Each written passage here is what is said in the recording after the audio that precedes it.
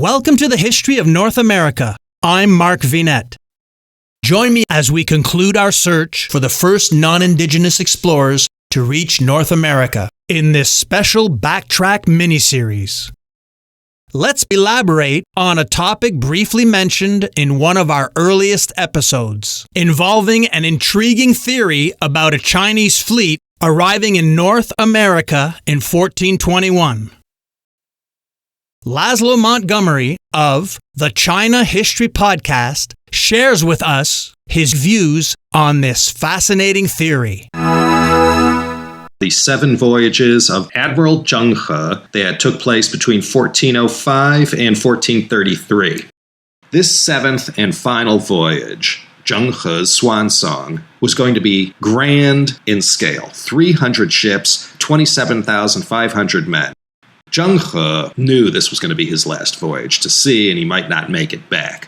He was only 62 years old, but in the 1400s, that was already considered quite old. Zheng He had 2 steles engraved. One he set up at Liujia Harbor, where all of his journeys had begun, and the other was placed in the major trading port of Changle in Fujian province. Zheng He also left an account of his travels that he wrote in 1431, but like almost everything that bears official witness to these travels, it didn't survive except in bits and pieces. The inscriptions on the 2 steles he left behind before he departed on the final voyage serve as primary sources that describe where and why these treasure fleets traveled to these faraway places. There are also primary sources that give detailed lists of gifts that were exchanged and from whom. You can learn a lot from this. There were 3 accounts, well, at least 3, that give first-hand observations made during these various voyages.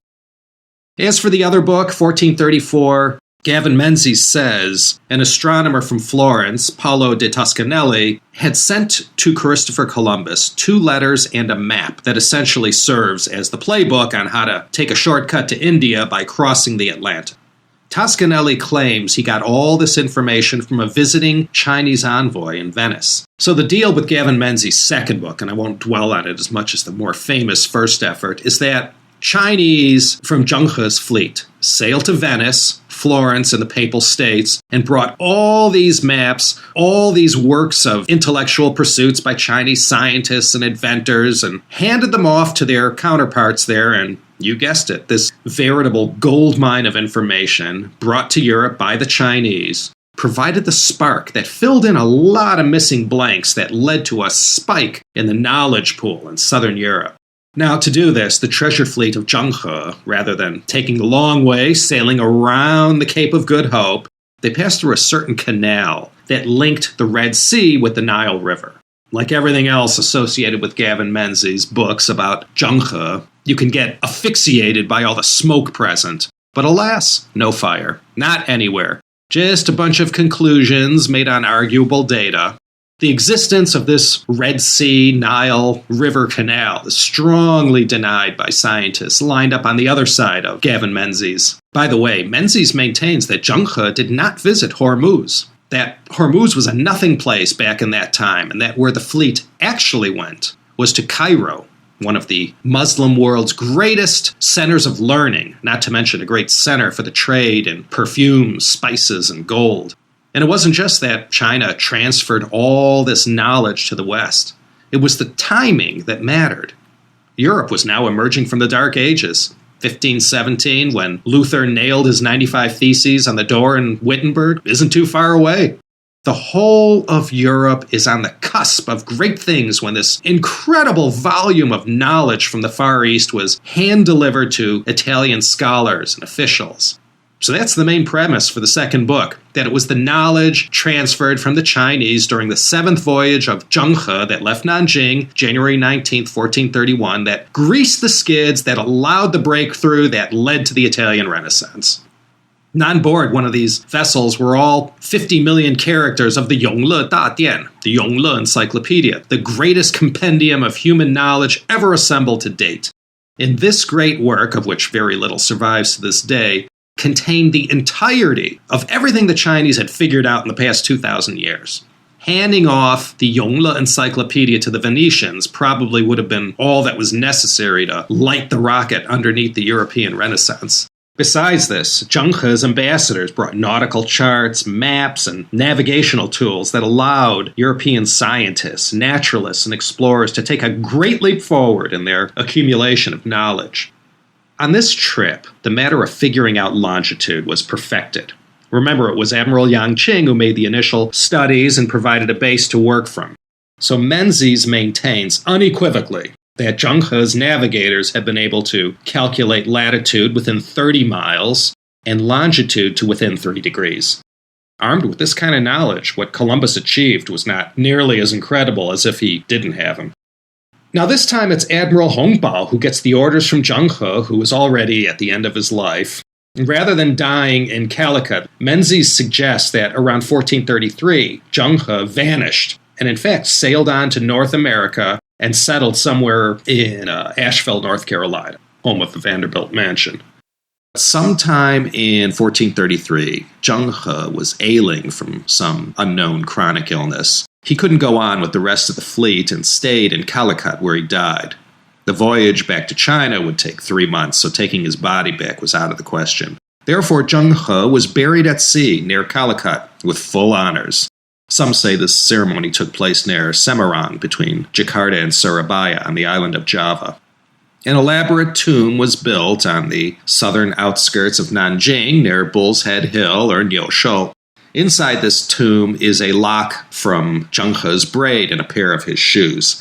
July 1433, the treasure fleet returns to China, and needless to say, the Xuande Emperor's hopes and aspirations to revive the golden age of the tribute system and to have China project the power that it once did under the Yongle Emperor, this didn't materialize. He himself died in early 1435, and with the passing of the Xuande Emperor, that spelled the end of these voyages, as no Ming Dynasty emperor would champion these kinds of diplomatic missions. This is a tough decision. Back in the Ming Dynasty, they had to ask themselves if they should fund these outlandishly expensive projects. What was the benefit? Well, each of the 7 voyages of Zheng He cost as much as half the annual taxation revenue for the whole country. They were horrifically expensive, and it's hard to say whether the Ming Dynasty or China benefited or not from the voyages. Whatever the case, the portcullis came crashing down. And with the Yongle Emperor gone, Zheng He gone, there wasn't anyone around to champion such ventures. The wind was blowing hard into the sails of the Confucian elites who found no merit in these treasure fleets and looked at the whole thing as a preposterous waste of state money. In fact, so horrible and ruinous to the state did they see these 7 voyages of Zheng He that all official records that would have given us a clear and accurate picture of everything that happened with wherever Zheng He went were famously destroyed. Nothing exists other than the steles and monuments Zheng He left behind and whatever Ma Huan, Fei Xin, and others left us with. It's slim pickings indeed. If only the official records hadn't been destroyed. Well, they were destroyed or just went underground and haven't resurfaced yet. Time will tell.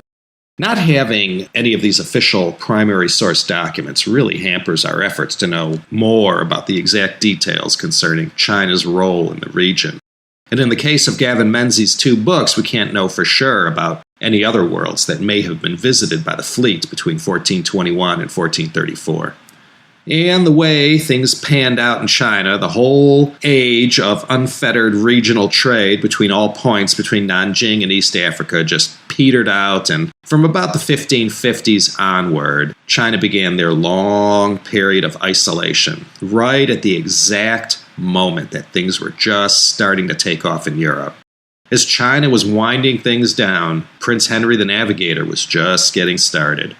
1488, Bartholomew Diaz rounded the Cape of Good Hope. 1492 came Columbus. Then in 1493, Pope Alexander VI splits the world up into 2 parts, and before China could say anything, half the world belonged to Spain and the other half to Portugal, on paper at least. 1498, Vasco da Gama went further than Diaz. 1513 comes Balboa and the discovery of the Pacific, as well as Ponce de Leon in Florida and Puerto Rico.